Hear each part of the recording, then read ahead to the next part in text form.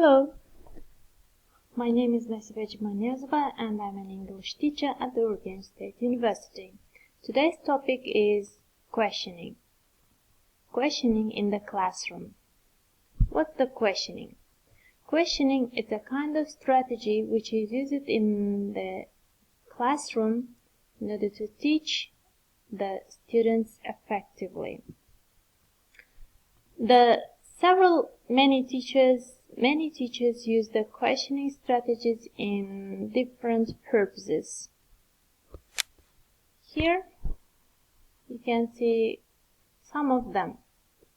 The question is, why do we ask questions in the classroom?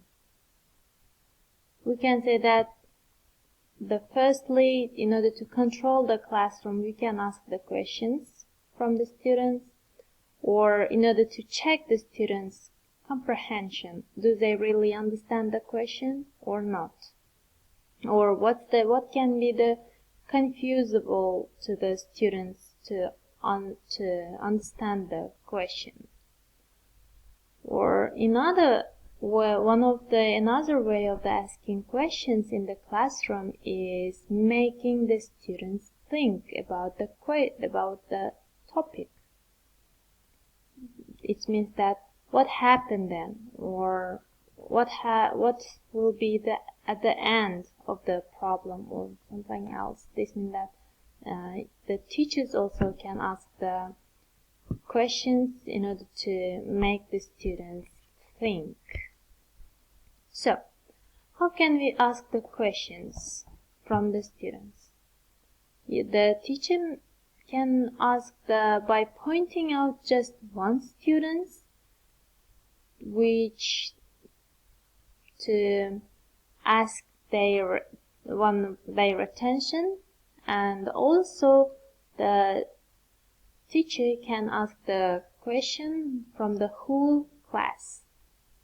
The next one is, the asking the questions from the whole class is more effectively to get the whole class attention. So, Bloom's taxonomy. Here, why I want to say about the Bloom's taxonomy. This means that while asking the questions, the teacher should evaluate about the level of the questions.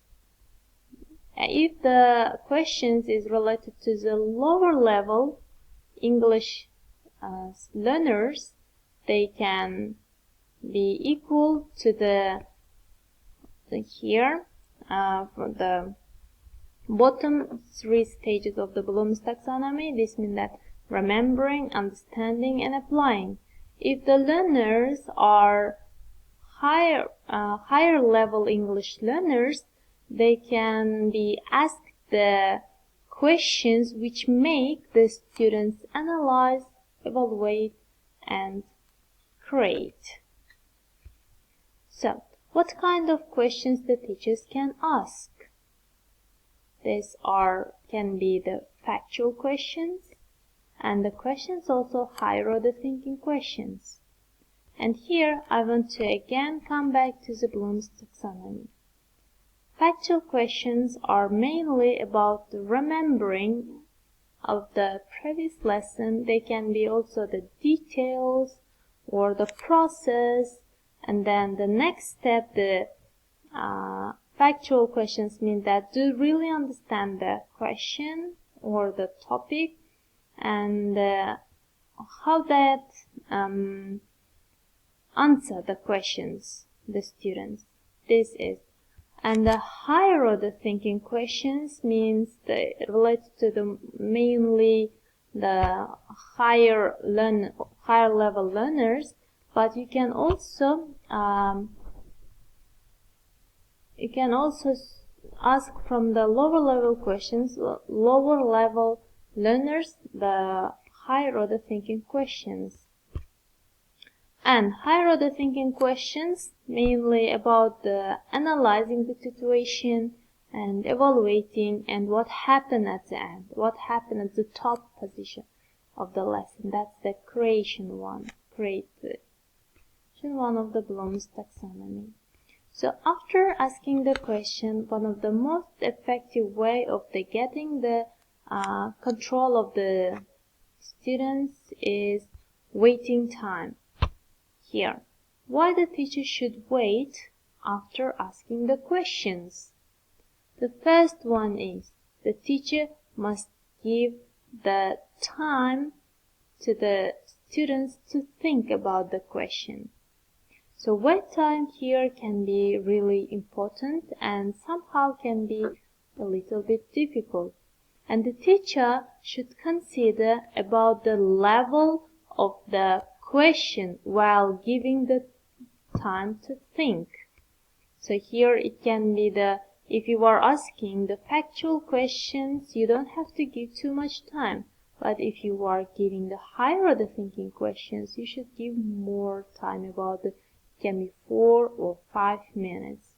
So what it can lead, what kind of results can happen at the end if the teacher gives the students the time.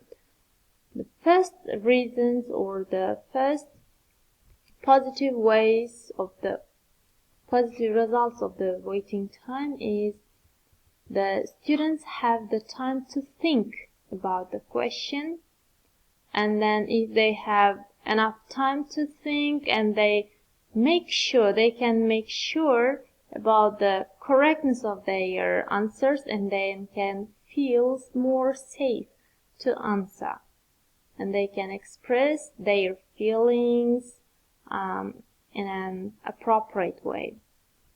So if the teacher gives the more time to think to answer the questions, it serves increasing the number of correctness. So there are 3 basic reasons giving the waiting time to the students. So while giving the waiting time or while giving the question to the students, how can we ask them? We can use the individually to think, we can give the time to share their opinions. So here, one of the most effective way of asking questions, firstly, sharing privately. The teacher should give the short time to think privately, and then they can do pair work, and at the end, when they make sure their answers, they can share their answers publicly. So there was the steps for achieving the effective asking questions in the classroom. So thank you for your attention. Bye.